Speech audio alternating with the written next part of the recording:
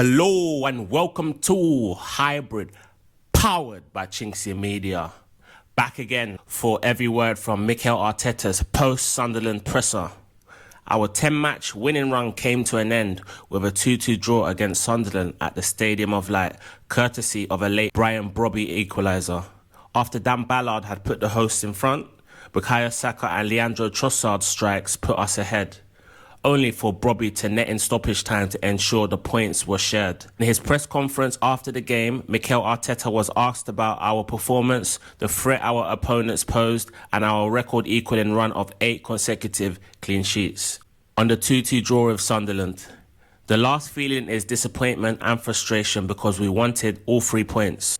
We had to navigate through a really tough game. We knew that. It was very disruptive.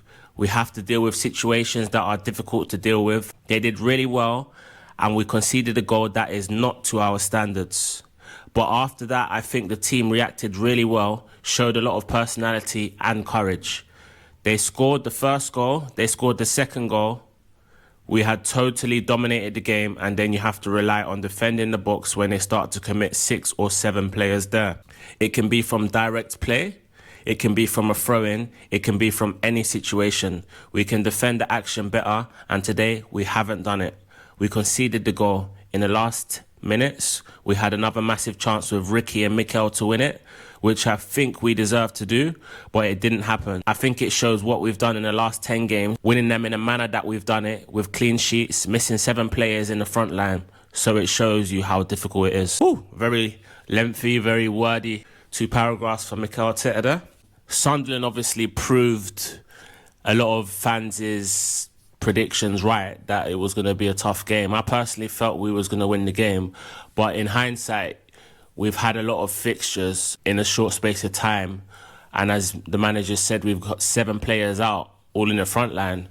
So it was just a case, could we kind of get this one over the line and then worry about everything else after the international break? It proved a little bit too much. Obviously, Sunderland gave us a really good game, a tough opponent.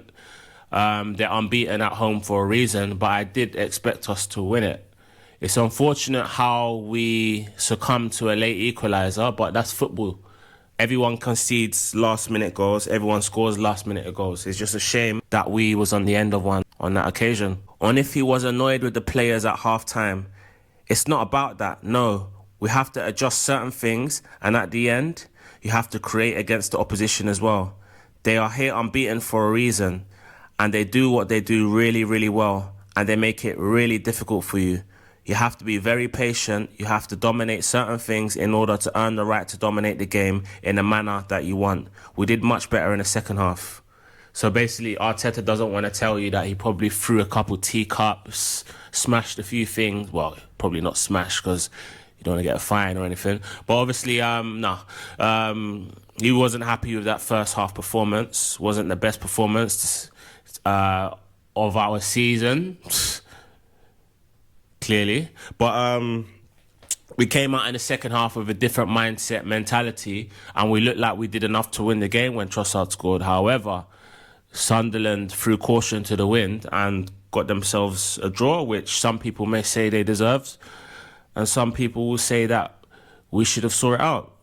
Depends if you see the glass half full or half empty. On his emotions after the equaliser, again, unsatisfied because I wanted to win and the game was almost there. But you know this is the Premier League, and the manner that they play, they're going to harm you in their way. It's just 1 goal difference there. I'm frustrated because it's an action that we can defend better, but as well you have to give credit to the opposition to do what they've done, to put the ball there, to head the ball the way they've done it, and then the striker to do it, to do the action and to put the ball in the net. Sometimes you have to do that and recognise that as well. Okay, so a little bit like when he referred to Slavia Prague's style of play, I've noticed he clearly is inferring that they're, direct, the ball is in the air again, they spend a lot of time with the ball in the air.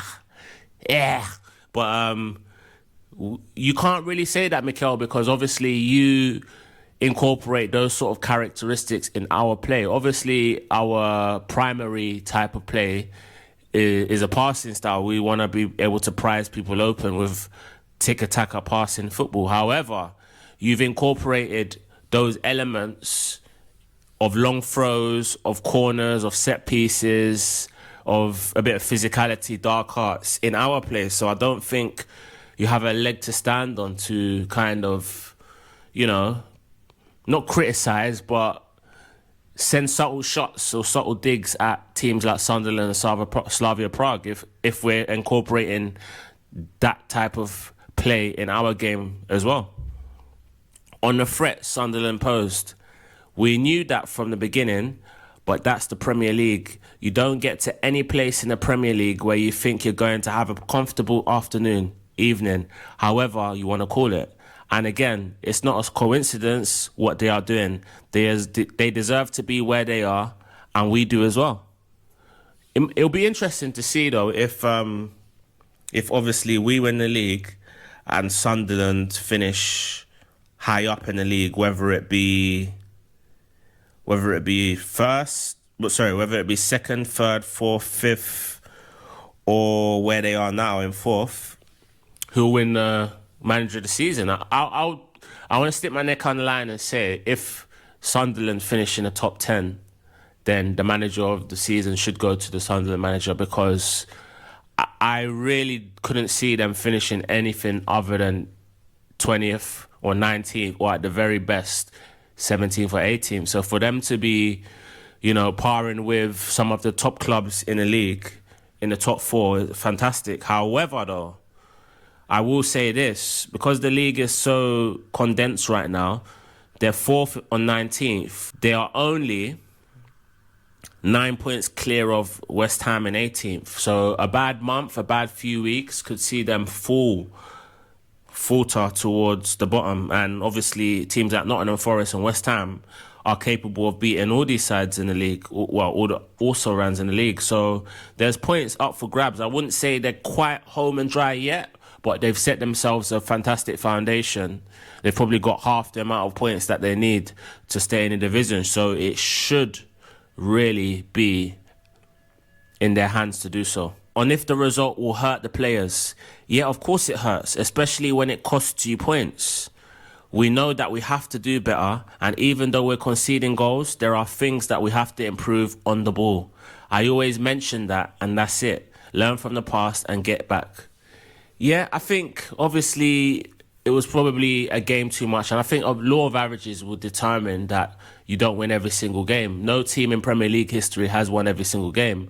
Also, there's a reason why Chelsea's 15 goals conceded in a single season is unlikely to ever be beaten, and that's because it's almost impossible to beat that, That's essentially keeping a clean sheet in 1/3 of your fixtures throughout the season, which is very hard to do.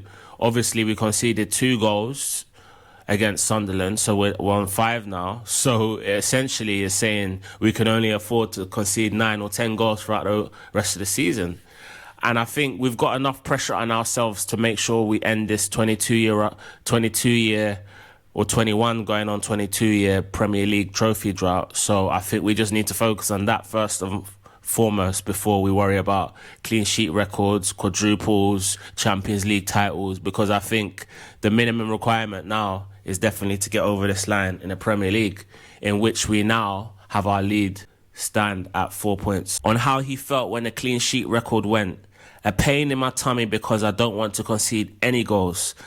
And it was a goal, obviously, that was putting the game in a difficult position.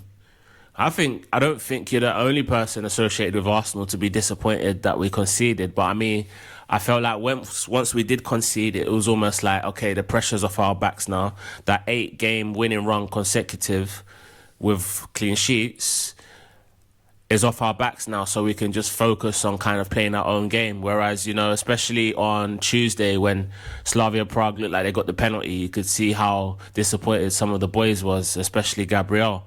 But now, obviously, we've conceded. We could just now focus on winning games, whether or not we keep a clean sheets in addition to the win.